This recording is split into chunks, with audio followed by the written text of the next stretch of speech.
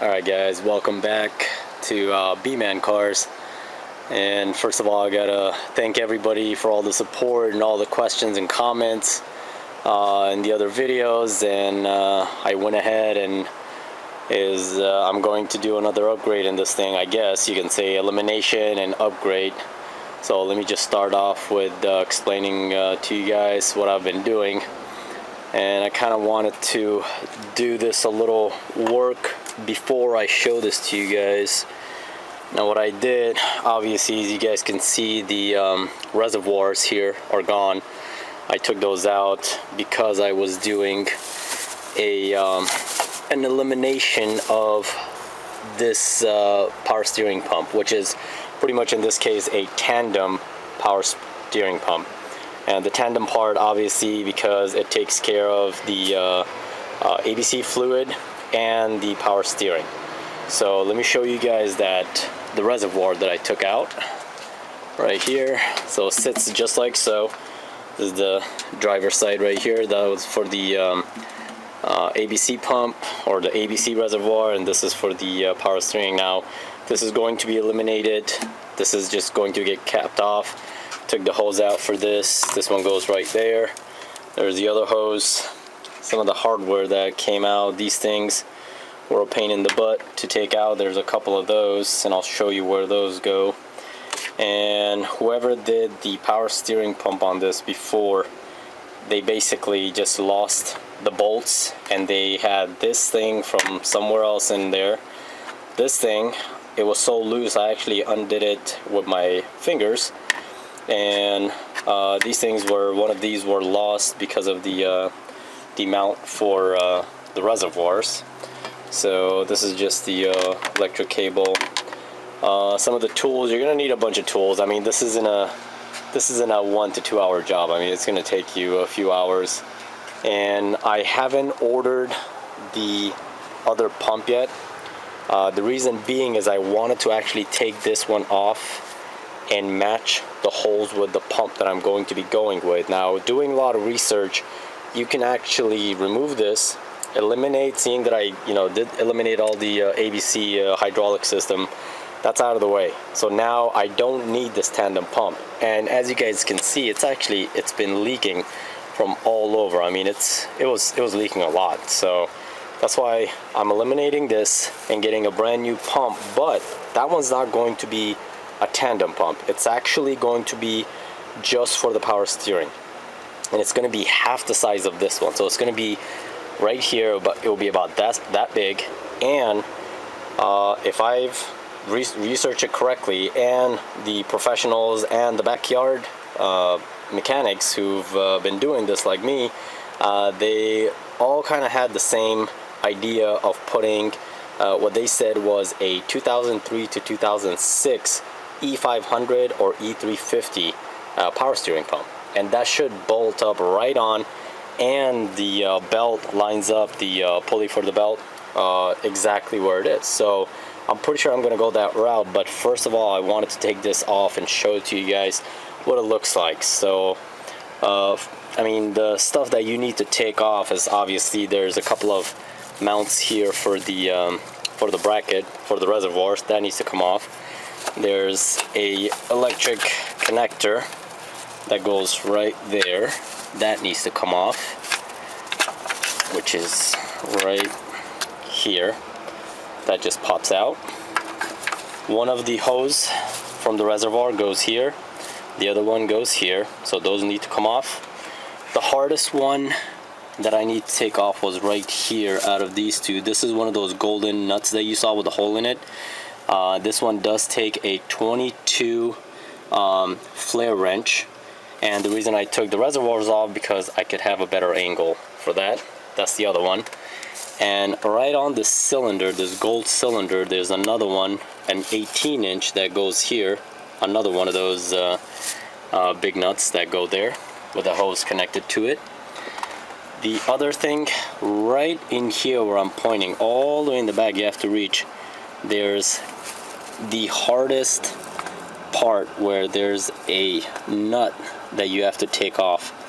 that's holding it. And I'm sorry I can't show it to you on camera, but it's really tough. And that's the one that I actually took off by finger. It was so loose, whoever did the job on this thing before. So I did take that one off by hand. Hopefully I'll get lucky putting the other one on, and I'll have more room when I put the other one on.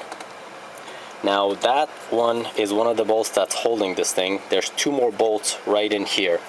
One of them goes right up here, which they had lost the original eTorx bolt, and they put a different type of bolt there. So that's the other one. And then another one is right in there, where you see this pulley that I actually loosened. It's right behind it, right in there. So it's right back there. Now, two ways you can do this. You can actually put, because this is a movable pulley, it's spring loaded, so you can actually put a 17 millimeter on this nut and you can move it, holding it, and then do the nut. But the way I did it, I just removed it. This Torx right here, you just take that off, this pulley comes off, and you got easy access to that one. And that's the only one that I haven't taken off. All the other ones I did take off. And also there is an arm, this arm, which is a bracket that holds the whole thing, and it goes all the way in here. And there's a Torx right here, and I got it loosened. You can't really see it. You can see it from the bottom, but you can't see it from here. So it's right in there. I don't know if I can get that shot for you guys, but it's right in there. And that one, I've already got it loosened, and it's loosened enough so I can pull it out with my finger. And after that, that should be it. That one screw is holding it, the Torx screw. So once I get this thing out, once this comes out, then I can show it to you guys, and I can order the other one and compare it. I just didn't want to do it ahead of time because I didn't want to order the wrong part. So just to let you guys know, this isn't that easy of a job.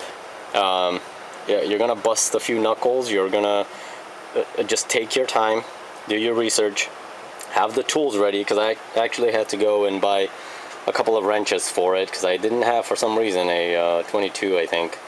And I mean, the bolts, they put the wrong ones, so for 3 different areas it was 3 different size bolts and Torx screws. So that's the other thing. And you're gonna, there's gonna be a lot of fluid going down, so make sure you do have a catch pan down there. You can see it just leaks everywhere once you open it.